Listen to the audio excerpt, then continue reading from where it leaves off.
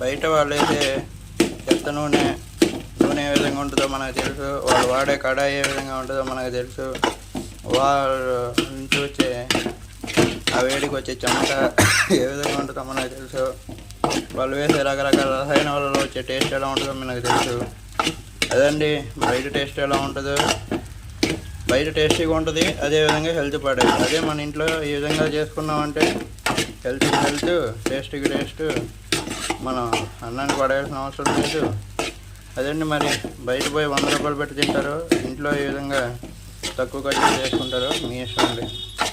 ఇదే అండి మనం ఈరోజు దీనికి కొంచెం ఎర్రగడ్డలు కోసుకొని మనం గార్నిష్ చేసుకొని తింటే చాలండి. ఇంతకు మించి మన టేస్టీ రైస్ అనేది రెడీ అయిపోతుంది, మన ఫ్రైడ్ రైస్.